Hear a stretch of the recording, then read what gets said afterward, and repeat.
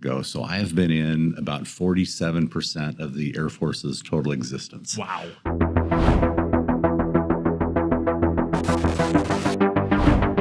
I'm Joe Seamandel, and this is Raven Conversations. And today I'm joined by an extremely special guest. He is the 37th Adjutant General for the state of Washington. Recently came into the position in June, at the end of June, when Major General Brett Doherty retired. I am extremely excited. I've known General Welsh for a very long time, since you were a colonel and the Joint Chief of Staff. I am joined by Major General Gent Welsh. Thanks for coming on, sir. Hey, Joe. Thanks for having me. Yeah. So real quick intro and background on yourself. I know it's a lot over the course of your career. You've been in a lot of great positions, but kind of the footnotes of your career and the highlights. So. Well, you bet. Hey, I just want to say, hey, thanks for having me. You know, this has been one that I've been looking forward to for a number of years. I did get the opportunity to do it as an ATAG. I thought I would sort of wait and see what happened with the tag selection before maybe I did it once and done or twice. But again, thanks for having me. So a little bit about my career. So 36 years. So I did the math a couple months ago. So I have been in about 47% of the Air Force's total existence. Wow. So when you do the math from 1947, I've been around for almost half the time. So that really makes you feel old. So, but with age comes a little wisdom and a little bit of experience. So probably one of the most interesting things about my story is I'm prior enlisted. And that is one of the things I'm most proud about. So still working some of the decorations for my current office, but one of the things that was really unique about my previous office was all the plaques that I had on the wall were from my enlisted days. So a lot of the lessons, the hard knocks that I learned were Airman Welsh in RAF Lakenheath in England before the Berlin Wall fell. So prior enlisted, spent 6 years enlisted total, so 4 years as a security policeman. So now the Air Force calls that security forces. So I think I'm considered OG security police. So did that for 4 years, 2 years of intelligence in the Guard, enlisted, and then the rest of the time commissioned. So interesting time when I came off active duty. The Air Force and really the entire military was shedding people right and left.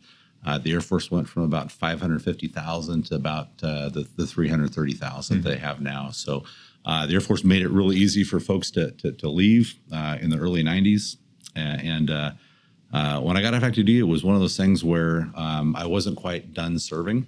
And I remember hearing about the Air National Guard, and I remember working with Air Guard folks throughout my active duty career and thought, man, maybe that's something I wanted to take a look at. So from that point in 1992 to now, I've just had a number of different assignments. Never thought that at that point, Buck Sergeant Welsh, because the Air Force actually had an E4 Buck Sergeant rank, would ever make it to this point. And it's just been a great ride. Great assignments, but honestly, the people that I look back that were probably the most influential mentors for me were the chiefs and the E9s, and probably the most formative time that I had was, again, those prior enlisted years. Yeah. So being prior enlisted, what kind of drove you to go to the officer side? It's interesting. So I a lot of my military career, I tie back to, I would call the legend of my grandfather. So when I was growing up, my grandfather was sort of this mystery person out there. I never met him. He died before I was born.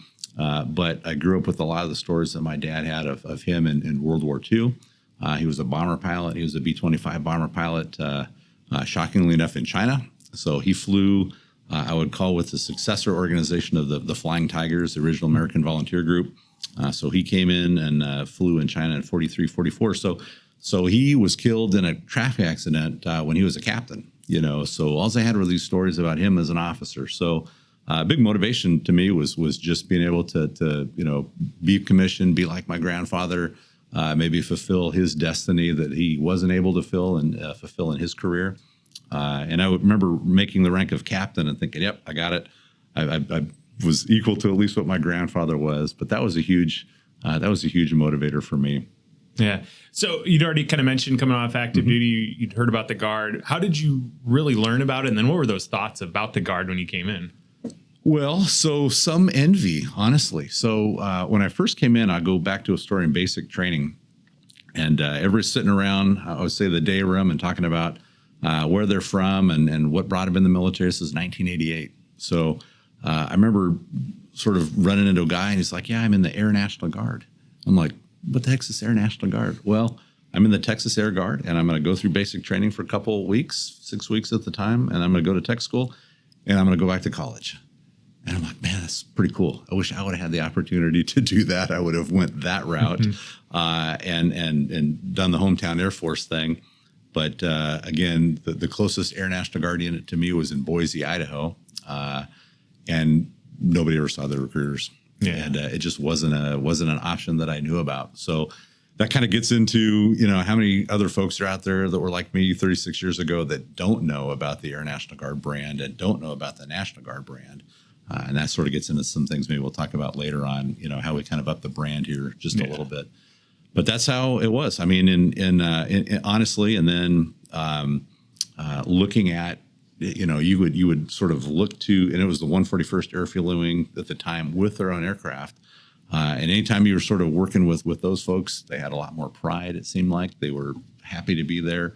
The aircraft were so clean and pristine that you could eat off the floor. And I thought, hey, there's probably something to that that's super interesting to me. That's how I came in. Yeah. So you kind of already mentioned, your the closest Air Guard unit for you is Boise. Would you have ever thought a kid from Eastern Oregon, kind of rural Oregon area, would be the adjutant general for a state? Not one bit. And it's funny. I mean, you look back and sort of what advice would you give your 18-year-old self or your 20-year-old self? And kind of, hey, anything's possible, and for me, this was not something that, and even through the tag selection process, was not something I ever had on my dance card. It's something I've got to do. I would just say a lot of your career is based on luck and timing. And I was in the right place at the right time. Somebody took an interest in me. And maybe there was an opening, or maybe the timing was right. Yeah, who coined luck and timing? Was it you or Sergeant Major Ecclestone? I don't know, but if he said it, he obviously went to the same school of hard knocks that I went to, and there's things that you can do that make yourself, I think sometimes the obvious choice. There are things that you can do to make yourself not the obvious choice, but I think if you just put yourself out there and somebody said to me a long time ago, show up and do the work. If you just do that every day and follow a pretty basic plan of just, doing everything you can to be the best that you can do at whatever you're doing, I think the rest sort of takes care of itself. Yeah. No, I mean, not to skip ahead, to stay on the adjutant general topic. So you were selected in June to be the adjutant general. What did that process look like? And what was that feeling knowing you were going to be the next tag? Well, it's kind of like that Facebook meme sometimes, it's sort of like the little quad chart of what my spouse thinks I do, what my friends think I do, what my parents think I do, what I really do. The whole tag selection process was kind of mysterious because it's a process that doesn't occur very frequently here. It was a process that was last repeated 12 years ago.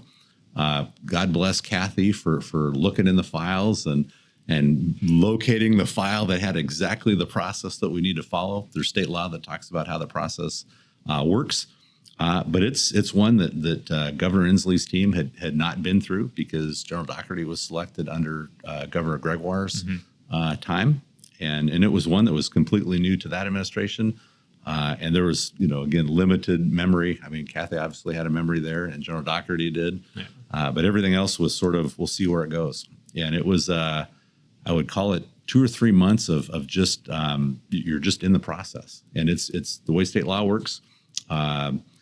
You have to, invite a whole bunch of folks that are eligible to apply. And it's basically 06 and above, some different criteria on schooling and some command assignments, things like that. But I think it started with maybe 20 some letters that I heard went out and got sort of winnowed down to a number of folks that they wanted to interview.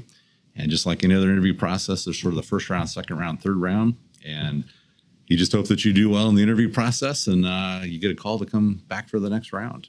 And it was fascinating. I would say maybe the first round was an interview that I was not necessarily prepared for. It was the governor's cabinet, the executive cabinet, not all of them, but 4 of them, and super philosophical and deep thinking questions. And I was prepared for a different kind of interview. And but luckily I made it through that one. Second round was with the governor's executive team, and a lot of great substantive questions about what you're going to do, what your plan is, where do you think things are going in the future. Really, I think in my mind, the interview that I prepared for was really that second interview. And then the last interview was with the governor and his chief of staff and deputy chief of staff in the mansion. Yeah. So for a kid from Vail, Oregon to drive up to the governor's mansion and roll the window down and go, I'm here for an interview was super weird.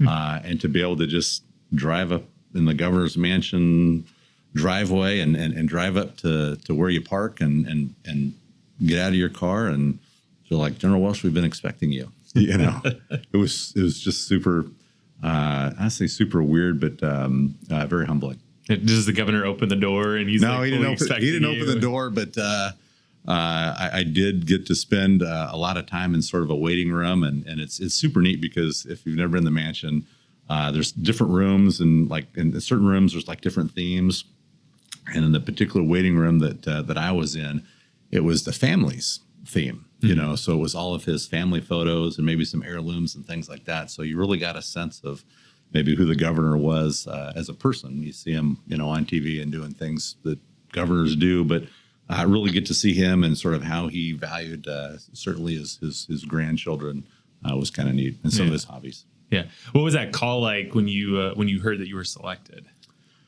So interesting call. So you have, and having been on the other side of the interview table most of my career, you realize that there is another human that's waiting on a call. You know, so you want to make sure that process is as fast as you can make it. You know, so again, you don't have to keep people waiting long. And in this case, I didn't have to wait that long. I think it was maybe less than a week. You know, between the last interview and the call. So here's what the call was like. It was a text on my phone from the governor's chief of staff, and I had her, or deputy chief of staff, had her in my contacts list just from, you know, my previous position. And the text was something like, "Hey, can you be available for a call from the governor at this time?" And honestly, the only option is, of course, you know, of course I was available. So you wait, and the time comes, and of course, where I live is in a horrible cell reception area out in South Pierce County, and I had to get to the right portion of my yard that I could actually get a good cell signal. And the window of time that I had was, I think it was maybe between 6 in the evening and 7. So I think the call happened at about maybe 10 minutes after 6.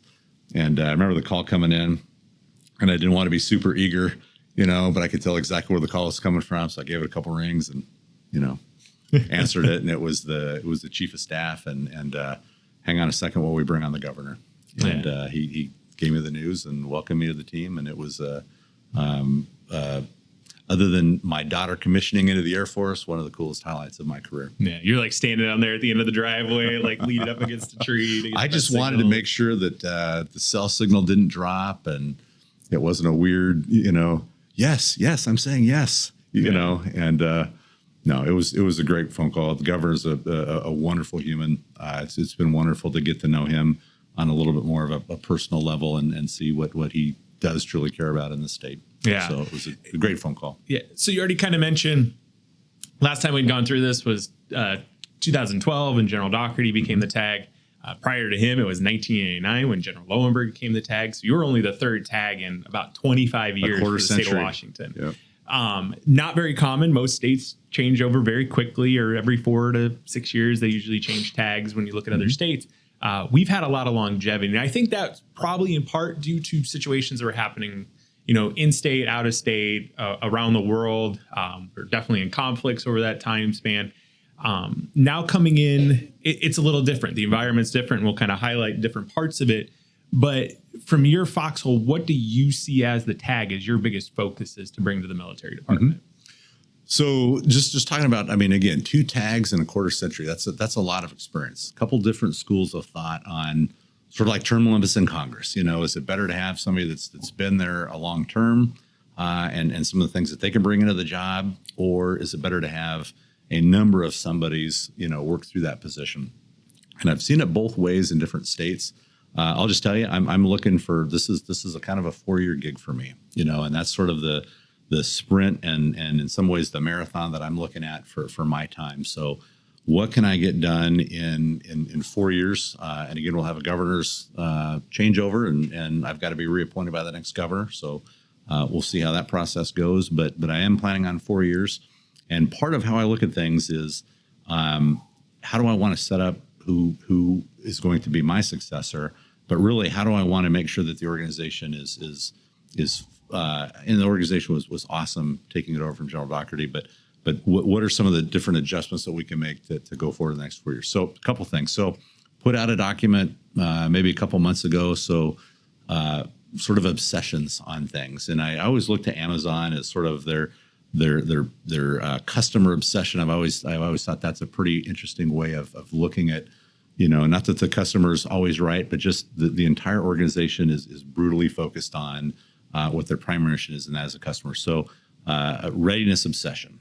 So this is one of those things that as we go into the environment that we're in across the world, and you alluded to some of that in sort of our pre-chat a little bit, this is one of the most, or if not the most dangerous time across the world and domestically that I've seen in 36 years of military service. So my desire is, I don't know that our system, and I don't think our society is ready for another war. Which I do think is sort of around the corner. And I think this is a view shared by a number of senior leaders in the Pentagon that, China's doing what China's going to do. Russia's doing what Russia's going to do. The Middle East is sort of one chess move away from more problems there. And you've got North Korea. So if you look at where the world was in 1940, maybe the world in 1938, 1939, sort of pre-World War II. But certainly pre-U.S. involvement in World War II, I think we're at a similar juncture. So when you look at sort of the threats to the system as we've known it for our entire life, I would say a Western-dominated system of democracy and human rights and respect for the rule of law, and then an alternative system that is essentially pushed by China and Russia, Iran and North Korea, of a more authoritarian style of things. And the world is at a critical place. And I think that the military, our U.S. military, is going to play a critical role in that. And it's either put up or shut up. Either one system is going to be the prevailing system, or another one will be. I'm not sure that there's going to be room necessarily for both to coexist without some friction, And it's that friction that concerns me. What's that friction going to play out to? What's that play out in we'll talk about it as we get in a minute, and what I think our role is there in sort of helping counter that. But that friction is going to contribute to instability, and that instability is going to play right back into readiness. So we have got to be mentally, physically, morally, you name it, ready for something bad to happen again in our time. And I look back on my career and the different things I've done. Nobody needs another war. Nobody needs another conflict. But we're going into a phase of our careers that is much different than the last 20 years of, I would say, sort of endless deployments to the Middle East, sort of Groundhog Day, one day after another, sort of fighting the same war 1 year at a time, to an environment where it's super high intensity conflict with technologies that we're not even prepared to deal with. And potentially casualty scales on a scale that we're just not ready for. The public's not ready for. So readiness is the big one. Yeah. I can go into the other ones if you want. Yeah, go for it. I was gonna say though, I don't think you just mean like readiness, like, hey, have your shots up to date and your medical records. Like most, when we talk readiness a lot in the military, you're talking about stuff that's making sure like you know how to do your job, your equipment is ready, or you're mentally and physically ready. Yeah, it's a number of things. It's readiness from the standpoint of, are we in the right missions? Yeah. Are we in the right missions as a National Guard? I'm super concerned about where the future of the Army goes. Super concerned that during I would say 20 plus years of lower intensity conflict in the Middle East. A lot of Air Force readiness was mortgaged to help out, again, the primary effort, and that was the United States Army on the ground, spilling the blood, doing the missions. The Army right now is not, I would say, these are my words, but not completely positioned in the right way in the Pacific on the relevant side. So really the readiness for the Army right now is, what happens when something does cook off in the Pacific? What else is going to go on in the world? You know, what happens in the Middle East? You know, are we uncovered in other areas in Europe? So that's really where I think the Army's focus is readiness for something bad to continue happening in Europe. Yeah. So whether or not there's even enough Russian forces left, you know, to contest something in Eastern Europe, but that's where, you know, the sense from the senior leaders of the Army is that's where they see a lot of their readiness. They're still trying to figure some things out in the Pacific, but it's mostly European and CENTCOM based. The other thing I want to talk about, so sort of people obsession. Mm-hmm. You know, so I'll give you an experience that happened to me when I first came in the Guard. Let me just set it up this way. So I'm super hyper focused on what experience that people have. You know, making sure that when you come out here for drill or you come out here and work as an employee, that you felt that your time was valued. You know, you felt safe, respected, and valued. Super focused on that we bring people in. We bring them in the recruiting office. Their families there. They're taking pictures. It's the happiest day of their life, other than maybe when they graduate BMT. And then in 4 years, they have a whole different view of this organization. You know, and not everybody, but a statistically significant number of people have a different experience in 4 years than what they thought that they were going to get. So part of this people obsession is to try to close that gap as much as I can on this experience. Again, it's leadership. It's setting expectations with people. You know, and it's things. And again, back to my experience. I mean, the first drill I had in the Guard, enlisted, super happy. I was going to go into this super cool organization. The problem I had is I lived in Spokane, mm-hmm. and my unit was the 111th ASOC over here. And, you know, nobody really took care of me. You know, it was kind of like, hey, you're in this unit, figure it out, you know. And I'm like, wait a minute, you know, so I can take this tanker over because we ran that shuttle that flew people from one side of the state to the other. I think we still do it. But I got on the tanker, had my bags packed, and I showed up at the PAX terminal, and I'm like, I don't know what I do now, you know. And now where do I go? I'm an E4 buck sergeant, you know, and I'd learned enough to you know, the chiefs in my past were like, hey, figure it out, man, you know. So I literally walked from the passenger terminal, whatever, a couple miles down to where the billeting office was, because my unit did not think enough ahead to make sure that the people coming in had a vehicle, had something to, you know. And it was just the basic experience I had was the unit didn't take care of me when I first came in. And I just wonder, you know, throughout the structure, how many other folks are running into the same thing where we talk about that Facebook meme of, you know, what I thought I was getting into versus what I really got into. And trying to just find ways to close that gap. So, yeah. And I would say that's something I think I've always preached every stop along the way, is that retention doesn't start at 5 years, at least for the Army, right? At 5 years and 11 months. That's not when retention starts. Retention starts day one when that person hits your unit. And every day. And every day building them up into what they want to accomplish, right? I'm always very honest when people ask me about my experience as an enlisted member. I was enlisted for the first 5 years of my career as well. I would say I was a six and done. I would have walked out of this organization completely satisfied. I had no military history in my family. I didn't have any expectations when I joined besides college money. Mm-hmm. And somewhere along the way, somebody invested enough time into building me up to say, hey, I should, you know, maybe look at ROTC and becoming an officer. And then now I'm 22 years into this, and I have no desire to stop serving because the organization built that up. And that's not everyone's experience, but I think we both kind of say the same thing, is that retaining an individual and their family piece starts on day one. It does.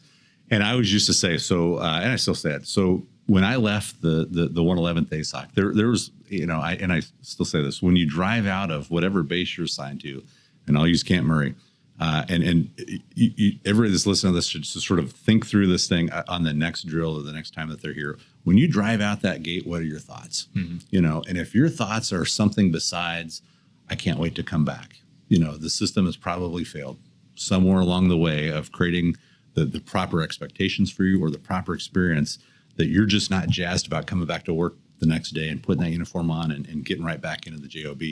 And that was experience. I mean, you had to take a jaws of life and extract me out of the 111th ASOC on the end of drill, because it was just where I wanted to be, and it was a great mission, and it was a great group of folks, and that was where I wanted to be. And I worry that a portion of our structure does not have that same view, and I worry that a portion of our structure is not focused on creating again that experience, where people want to come back every day.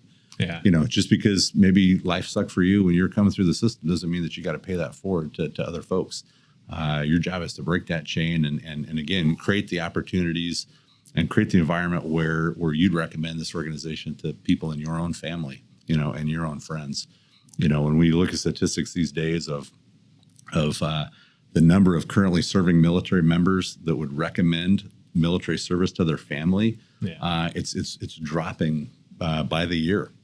And that's kind of a problem. If our own members don't see this as a viable career for their own sons and daughters, we'll get a little bit of a problem. Yeah. The last one I'll talk about real quickly, because I don't always focus on it, is future obsession. And this is a recognition that everything and every mission that we have today is something that someone else worked hard on 20 years ago to do. And what is our obligation, and what are we doing now to make sure that we have the right facilities, and we have the right people, and we have the right environment to where in 20 years somebody doesn't look back and go, what the heck were those folks thinking? Why weren't they relentlessly pursuing obvious things like tankers back for the 141st at Fairchild, or the best, newest missions that are future sunrise type missions, rather than sitting back and going, well, we've always done this thing.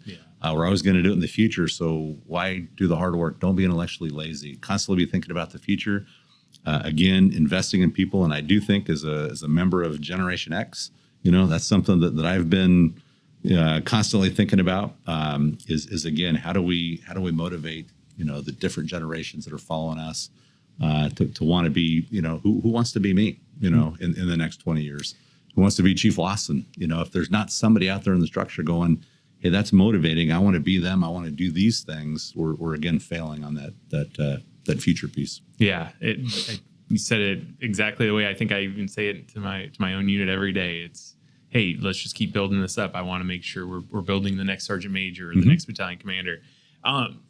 So that's kind of highlights the Guard, but we're also kind of talking the greater military department, and EMD and Youth Academy fall right into there. What's kind of that future for those two, and where do you see them kind of moving in their direction? I know EMD is always very focused on those disasters and preparedness, and Youth Academy is about building up those at-risk youth, and trying to get them on the right path. Where do you see them kind of moving? Yeah, so and this is one that is actually going through the whole governor tag interview process. Very few focus areas on the federal aspects of the job. A lot of questions, and a lot of focus on, hey, where is EMD going? What do you see happening out of the Youth Academy?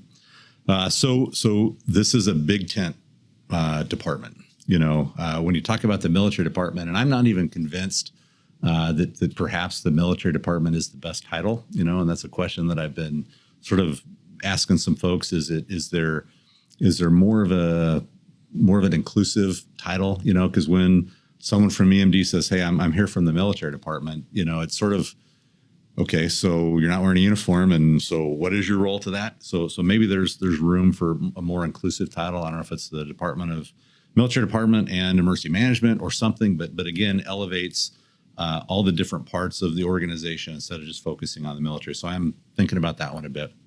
So EMD, super critical, I think, in this state to have that fusion between the National Guard and that emergency management piece. So you look across the country, and there used to be a greater number of states that had what I would call super tags. And that was a tag that had emergency management, Homeland Security, and the National Guard piece in their portfolio. Some states actually have Veterans Affairs. So huge areas. And over time, certain states have, okay, the Homeland Security Advisor is somebody besides the tag, and there's pluses and minuses to that. I think more minuses. But then some states have sort of carved off their emergency management function as something different. I would tell you that it all goes back to unity of effort and synergy, and presenting a more unified sort of public safety response to different things. And the only way that happens is to, I think, keep things as closer as you can. EMD does a great job out there in the community. They have a great brand as Emergency Management Division. I think they're right where they need to be. Director Zell has done an amazing job over there, building that organization up. I think a lot of the work that EMD put into things like Cascadia, the idea of a huge earthquake happening within our lifetime, paid off when we got into COVID. So a lot of the enterprise over there was primed, to think about things in a very creative way, and then we get into a pandemic and they're off to the races. So I think a good future for EMD. One of the concerns I've got is, again, stable funding. It's one of those things where a lot of people don't want to pay for an insurance policy, and that's what EMD is. It's a huge insurance policy for the state. You get what you pay for, you get what you invest in. And sometimes I think people look at things and go, well, wait a minute, nothing has happened, and sort of out of sight, out of mind. So why does this enterprise need all this extra money? Why do they need these grants? And it starts to atrophy a little bit. And we're at a point where I think we have to make some very deliberate decisions in the state on how we're going to invest not only in the emergency management division here on some of the challenges they've got in the future, because the challenges are not just the natural stuff that we deal with. It's then the fusion of all the craziness in the world and what actually could happen to things here. I'm absolutely convinced that the population is not ready to take a punch in the face. If something happens across the world, and one of the first prime targets is the U.S. population in a cyber attack. The system is just not energized for that. So not only just making sure that EMD is where they need to be, but just, again, ensuring that the emergency management functions in all 39 counties are where they need to be. Because, again, sometimes you only have one emergency manager out there that's also answering the phones and is a 911 dispatcher and doing 50 other different jobs. It's just that community needs a little bit more love than perhaps what they've gotten. The other aspect of that is the Washington Youth Academy. So this is one that is one of probably the best feel-good programs that we've got. If anybody wants to feel that there is hope for the future, go to the Youth Academy. Yes. And go talk to the cadets that are going through that program. Go talk to the faculty. Go talk to the staff. Go talk to the cadre members that, in a lot of cases, could be doing other jobs for a lot more money, but they're doing those jobs because they care about people and they care about the future. And you talk about a system that is in some ways, our system will leave people behind. Whether it's in education or society or anything else. This is truly that, in some ways, second, third chance to bring folks back in, give them some structure, and return them into the world as a little bit more responsible young folks and adults. Yeah. It's a super program. It could greatly expand in the state. Our only limiting factor right now is money, and that's as we get into that in the future, that's going to be a bigger issue because, again, our debt is somewhat out of control, and imagination is one thing, but you gotta fund the ideas. And I think that's only going to be limited by the amount of federal funding and some state funding. Yeah. And you kind of alluded to a question I was going to ask later, but I think I'm going to bring it in now because I think it kind of ties into the rest of this is we are living in a bit of a resource constraint environment. Not just people resources, right? But money and funding and equipment. How do we as a military, because we will be asked to do more with a lot less moving into the future, how do you see that working, and how do you see us kind of playing out in the future? So at the federal level, there's I wouldn't call it sort of the son or daughter of sequestration, but there are budget control caps, on the federal budget right now that came out of the last discussion of the fiscal cliff. I think there's going to be another one in the spring again. I think we're going to go into a continuing resolution. So money's just going to continue to be a problem at the federal level. The DoD budget is capped at around $850 billion, which is a lot of money. It's coming close to $1 trillion. So it's a lot of money. And the American public has got to take a look at what they want, and what they can afford. And right now, I think that the demands on the military and the demands for future modernization far outstrip, what the budget is going to allow. So I do think that there are some tough choices coming in the future. So as DoD and the public sort of reckon with, again, the type of military that they can afford versus the threats, I see the Air Force coming down. I see the services coming down in numbers. my goal is as I would say Compo 1, so the active component comes down, and I think the Air Force and the Army, that the Army National Guard and the Air National Guard take a bigger role in a smaller Air Force and a smaller Army. And kind of where my mind is making sure that our senior leaders in DC understand, because again, our senior National Guard leaders are not necessarily folks from the states. Yeah. You know, they're Title 10, meaning they're active duty senior officers that are essentially beholden to the active duty point of view on some things. And maybe there's some clash in the future about do all the components sort of reduce at the same percentage? Is there room for the Guard to grow? Yeah. And I'm glad to see that again. I think General Stubbs is absolutely convinced that the Army Guard is going to grow. I'm more focused on, okay, what needs to transform in that structure to be relevant, you know, in the future, to be relevant, not just in a Europe scenario or a CENTCOM scenario, but in the Pacific. The Air National Guard, I think, is primed to grow as well. We'll see right now.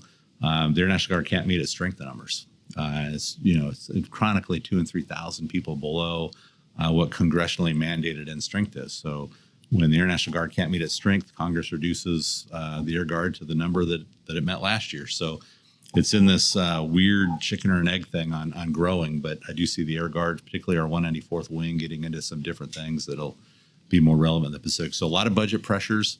I think the only way that you're going to pay for some of that stuff is to free up money with some headcount decreases.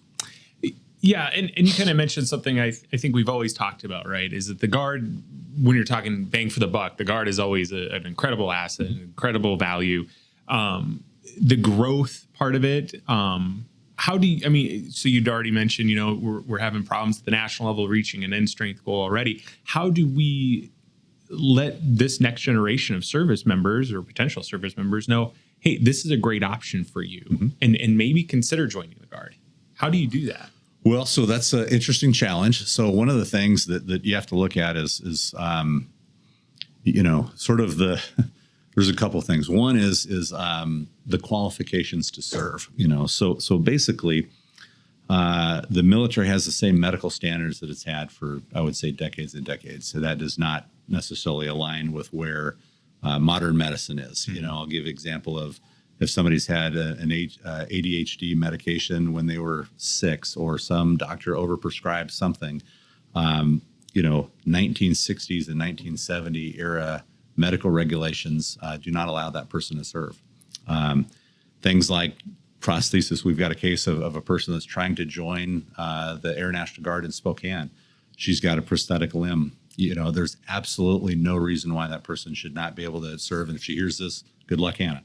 But there's no reason why she shouldn't be able to serve. Yep. What she has up against her is again, 1960s and 1970s era rules that basically say you can't join with a prosthesis, but if you were to lose a limb in service and have a prosthesis, you can stay around. I mean, that makes absolutely no sense to people. So there's the national piece of just making sure that the standards reflect the population that we have.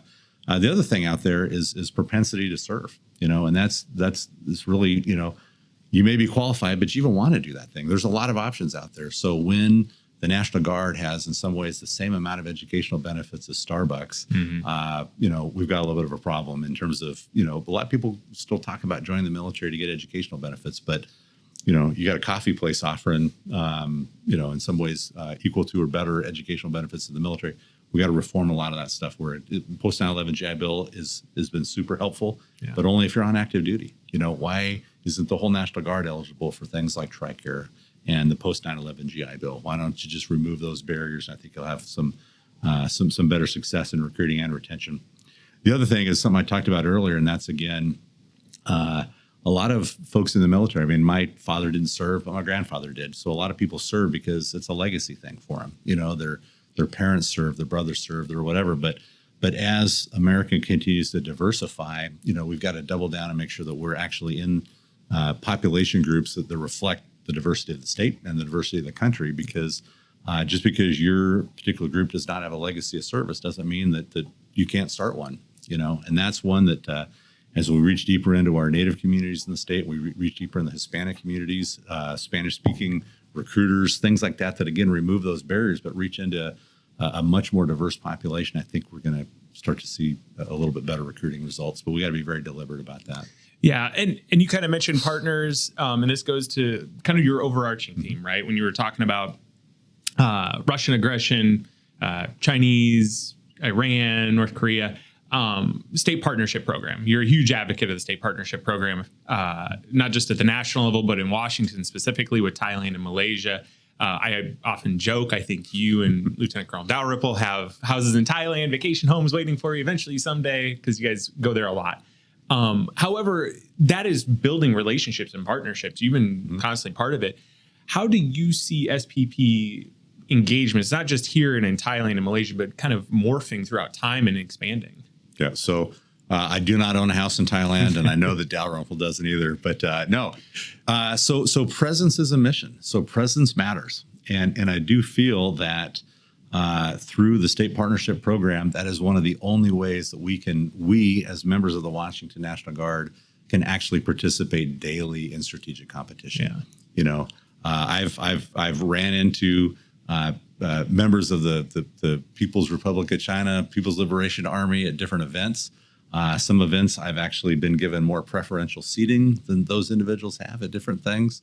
But make no mistake about it, we are in competition for influence, and we are in competition for values and democracy. And two of what I would call ground zero countries are Malaysia and Thailand. So we could have some other different countries, but those two, when you look at the map and you look at where China's so-called 9 or 10 dash line, depending on how you want to sort of categorize it, those two countries are very much very neutral, but very much in competitive space for the United States. And I do think that every minute that we've got somebody out doing something SPP related actually makes America safer. And I think it contributes to, in some ways, elements of deterrence with the PRC.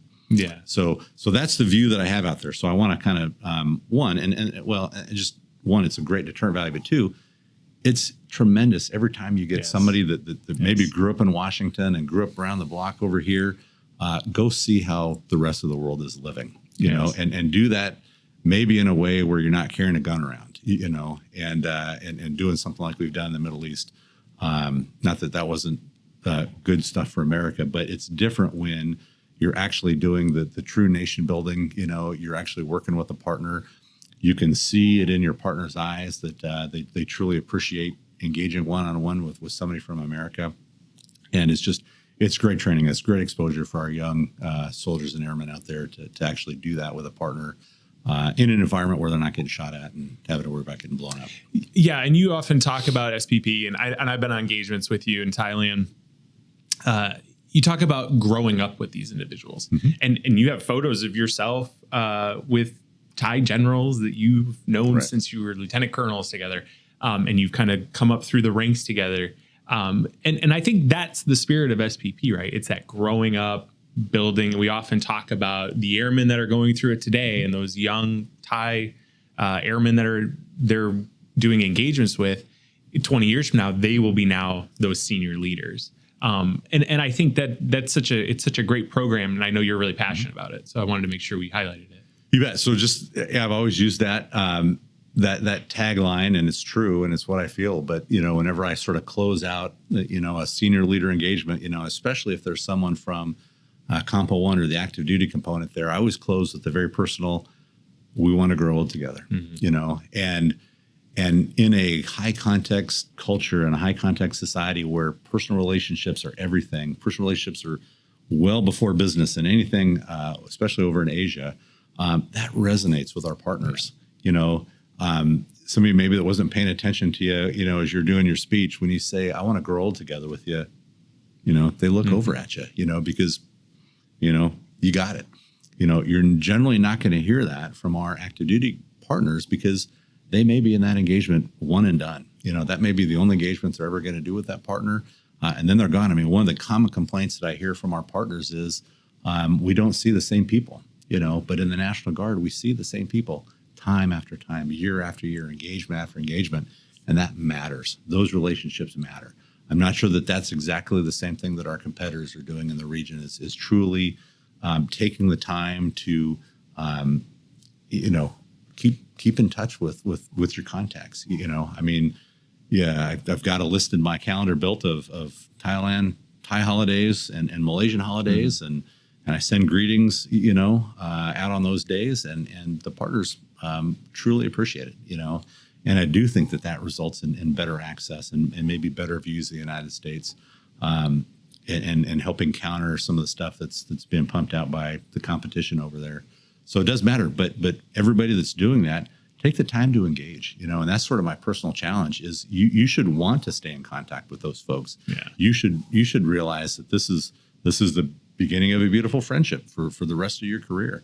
Get their contacts on WhatsApp, get their contacts online, share the same kind of stuff, and you will grow together. And then when you're, me or Chief Lawson at some point in the future, you go, man, I got a Rolodex or a contact list. Nobody knows what a Rolodex is anymore, but I got a contact list that's got 100 people in it.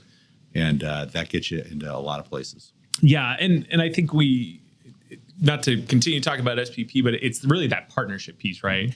I think we've highlighted that when, many times when soldiers that went from the 81st Brigade to Ukraine kept in contact with those Ukrainian contacts. The unit that was in Poland continued to talk with the British, the Poles, and all their NATO partners.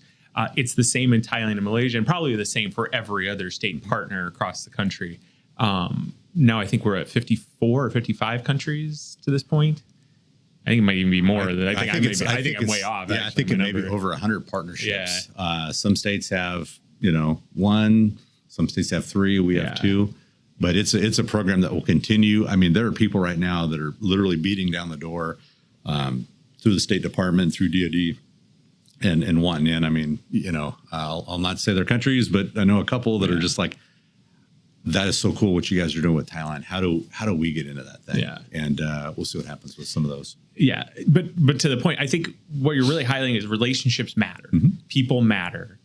And it's bringing that kind of thought to the forefront now of, we can't do this all on our own. We have to be relationship focused in this world. No. Especially with like we've kind of already highlighted, the restraints that we have right now in the constrained environment. So those relationships really truly matter. Yeah, we don't fight alone. I mean, this country has a great history of all the way back to the Revolution. I mean, fighting with our French allies against the British. I mean, the United States does not fight alone. Yeah. And, we are still looked at across the world as sort of that beacon of democracy, and sort of, as the United States goes, in some ways as the world goes. And you've got to remember that, again, every engagement that we do is contributing to that greater end of promoting democracy and promoting the rule of law and sort of a brighter light versus, a social credit system and a system that is going to track you everywhere you go and tell you what you're going to think and what you're going to do, and change an international system that is not helpful to the United States interests. Yeah. And so to highlight kind of the next topic, it's the same here in the state, right? As we partner with our state partners, we've kind of already highlighted with the Secretary of State when we had him on that the Guard has a relationship with his office when it comes to election security and providing support. The missions change though over time, and one of those missions is we're kind of having to fight on social media almost, it feels like, or in a tech world. Because of a lot of what you've been talking about, and those cyber attacks, that misinformation, disinformation. How do you see that in the Guard's role? So honestly, I don't see a role for the National Guard to be fighting in social media. It's not the Washington National Guard's role to tell anybody what to think or not to think. I think it's the Washington National Guard's role is to just be 100% transparent, and just tell the truth. Say what's going on, say what you're thinking, say what's happening here.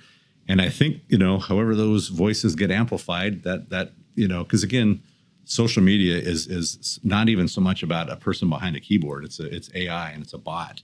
And you just, some of it you just can't compete. You just got to call it out, and that's one thing that I think is super admirable, even with the Secretary of State in Olympia now is, they've got a whole division that's dedicated to helping counter election misinformation. I don't see that as a role for us for a lot of different reasons. But I do think that there's a lot of misinformation, and, at the personal level, when you hear somebody or you see somebody, talking smack, do your thing and help counter that at the personal level. Yeah. That's not what the Guard is doing. You have no idea what's, I can't tell you how many people called me during COVID, former Guard members, and went, I just heard that the National Guard was stopping all traffic from crossing the pass at Snoqualmie. Is that true?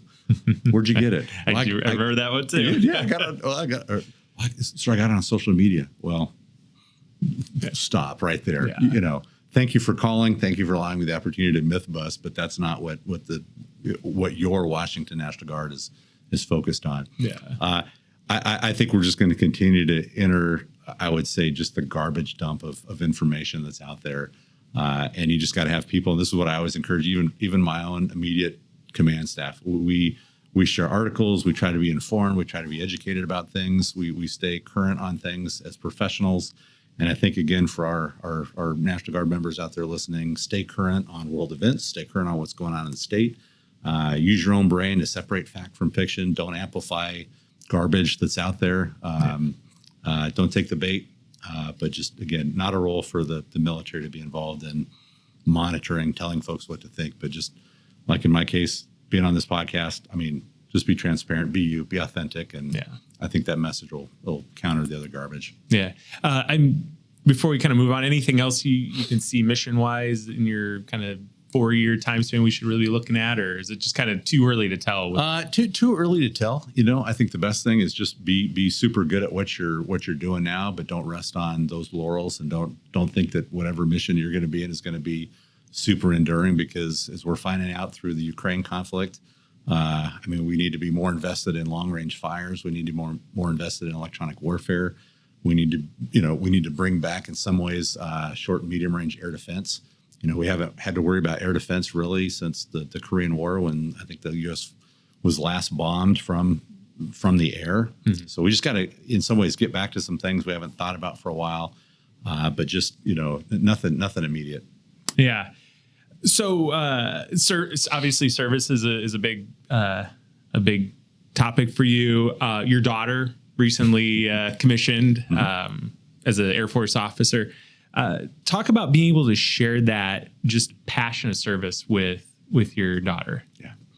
So we talked about that earlier. So kind of two huge moments for me in my career. One was sort of getting this job and getting that phone call from the governor with really the trust and confidence of 8 million Washingtonians behind him going, hey, we need you to do this thing.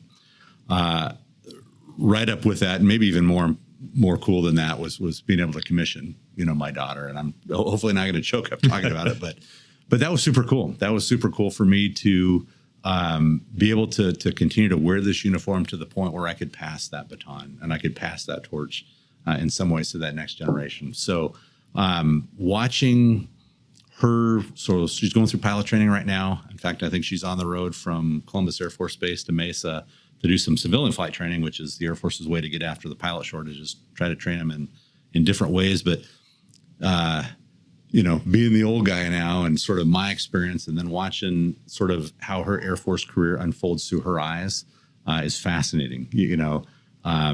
Just how her leadership treats her, and certainly, in the Air Force pilot world, only about 5% of their pilots are female.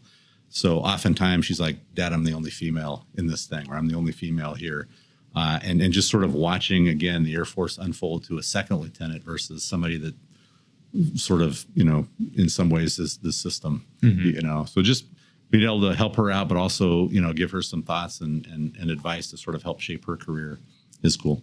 I tell you, being a parent is super interesting. I think that's changed me in phenomenal ways as a leader. But being a parent of somebody that's also wearing the uniform makes you think about how you are as a leader.